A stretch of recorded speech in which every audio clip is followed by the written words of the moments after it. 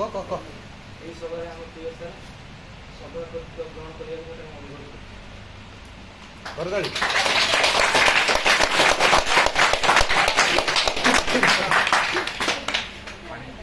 কি নীতি বন্ধ আছে করতালি বন্ধ করতে আড়ি মাসে খাদ্য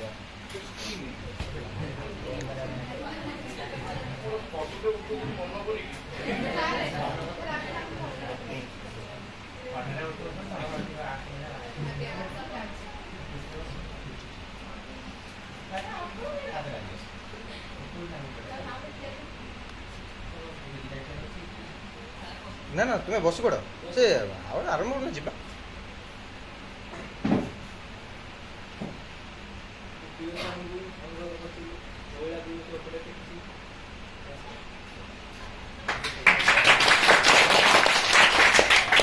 ସଂକ୍ଷିପ୍ତରେ ଛାଡ଼ିଦେଲୁ ସଂକ୍ଷିପ୍ତରେ ଛାଡ଼ିଦେଲୁ ସାର୍ ସାର୍ 2 ଘଣ୍ଟା କହିଲେ ତୁମେ କାନ୍ଦିବ ନା ଆଉ ଥରେ ରିପିଟ୍ କର ସଂକ୍ଷିପ୍ତରେ କୁହନ୍ତୁ ହଁ ଏଇଟା ଏକ ବେଶୀ ସମୟ ନେବି 2 ମିନିଟ୍ ଯେମିତି ପ୍ରତ୍ୟେକ ମଞ୍ଚ କାମରେ ମୁଁ ଆମେ ଶୁଣିକି ବିରକ୍ତି ହେଇଗଲେ 2 ମିନିଟ୍ ସମୟ ନେବି ସେ 2 ମିନିଟ୍ କିନ୍ତୁ ଯଦି 40 ମିନିଟ୍ ତଳକୁ ହେଇଯିବ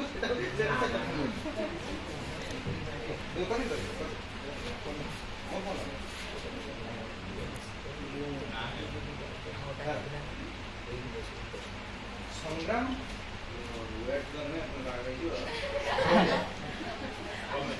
ରମଣା କଣ ରମଣା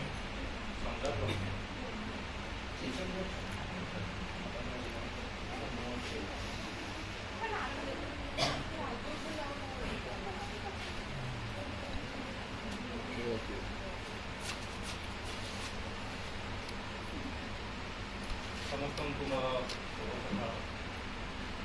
ଏଠାରେ ଉପସ୍ଥିତ ଥିବା ସଂଗ୍ରାମ ସାର୍ ଆଦିତ୍ୟ ସାର୍ ସଂଗ୍ରାମ ସାର୍ ରମ୍ୟ ସାର୍ ସମସ୍ତଙ୍କୁ ଏହି ଆନ୍ତର୍ଜାତିକ ମହିଳା ଦିବସରେ ସମସ୍ତଙ୍କୁ ହାର୍ଦ୍ଦିକ ଶୁଭେଚ୍ଛା ଓ ଶୁଭକାମନା ଯେମିତିକି ଆଜି ସମସ୍ତେ ଜାଣିଛନ୍ତି ଆନ୍ତର୍ଜାତିକ ମହିଳା ଦିବସ ପ୍ରତିବର୍ଷ ମାର୍ଚ୍ଚ 8 ତାରିଖରେ ପାଳିତ ହୁଏ। ମହିଳା ଦିବସ ପାଳନ କରିବାର ତାର ମୁଖ୍ୟ ଉଦ୍ଦେଶ୍ୟ ହେଉଛି ନାରୀମାନଙ୍କୁ ବା ମହିଳାମାନଙ୍କୁ ସଶକ୍ତ କରି ଗଢ଼ି ତୋଳିବା ଏବଂ ସେମାନେ ଦେଶର ପ୍ରଥମ ମା ବା ପ୍ରଥମ ଶିକ୍ଷକ ବା ପ୍ରଥମ ଗୁରୁ ବା ପ୍ରଥମ ସମାଜ ଗଢ଼ିବାର ପ୍ରଥମ ପଦକ୍ଷେପ ସେମାନେ ହିଁ ନେଇଥାନ୍ତି। କଥାରେ ଅଛି ଯଦି ଗୋଟେ ନାରୀ ଶିକ୍ଷିତ ହୁଏ ତାହେଲେ ସାରା ସମାଜ ସାରା ଦେଶ ଏମିତିକି ସେହି ଦେଶ ଆନ୍ତର୍ଜାତିକ ସ୍ତରରେ ସେ ପରିଚିତ ହୁଏ ଏବଂ ଅନ୍ୟ ଏକ କଥାରେ ରହିଛି ଯେଉଁଠି ନାରୀମାନେ ପୂଜା ପାଆନ୍ତି ସେଠି ଦେବତାମାନେ ମଧ୍ୟ ପୂଜା ପାଆନ୍ତି। ଆନ୍ତର୍ଜାତିକ ମହିଳା ଦିବସ ନାରୀମାନଙ୍କୁ ପ୍ରତ୍ୟେକଟି କ୍ଷେତ୍ରରେ ସାମାଜିକ ରାଜନୈତିକ ଆର୍ଥିକ ପ୍ରତ୍ୟେକଟି କ୍ଷେତ୍ରରେ ସେମାନଙ୍କୁ ସଶକ୍ତ କରି ଗଢ଼ି ତୋଳିବା ଏ ଆନ୍ତର୍ଜାତିକ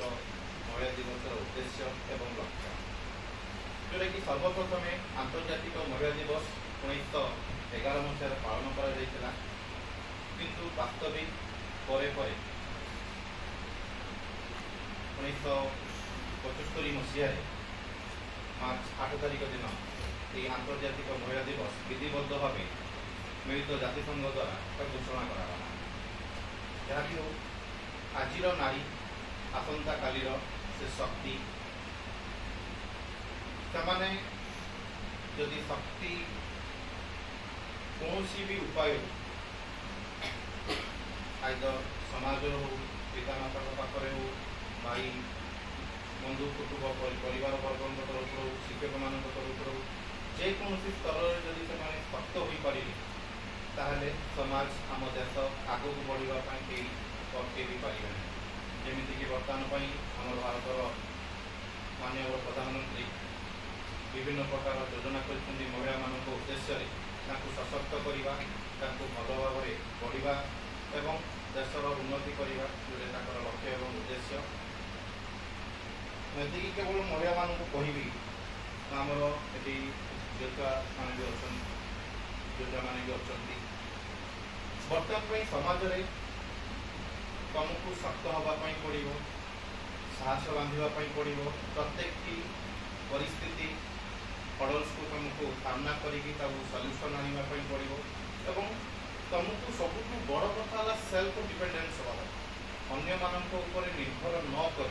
निजे केमी समाज में बचो, निजे केमी किसी आर्थिक रोजगार कर निजे केमी मान सम्मान हासिल कर यहाँ हूँ आंतर्जातिक महिला दिवस अन्य एक उद्देश्य। जहाँ भी हो बेसी समय रोना शेष केवल ये गोटे कथा कह समाज तुमको बहुत किसी शिक्षा शिखेब भल खराब बहुत किसी शिक्षा किंतु आमको भल शिक्षा शिखापी पड़ो जमी निजर सम्मान रखा सहित पितामाता मानकर जमी सम्मान रक्षा कराई आमर कथार अच्छी गोटे नारी जन्म भाग्य मिले महिला जन्म 1000 वर्षर सुकृत कर्मफल द्वारा ही सीटा मिलता है। तुम मैंने नारी अच निजक गर्व अनुभव कर तुम भी कौन क्षेत्र में कम भी नुहे तुम भी शक्ति एवं शक्ति रूपर नारी मान अनेक क्षेत्र में पूजा भी करा आशा करुच्ची छोट संक्षिप्त उपदेश माध्यम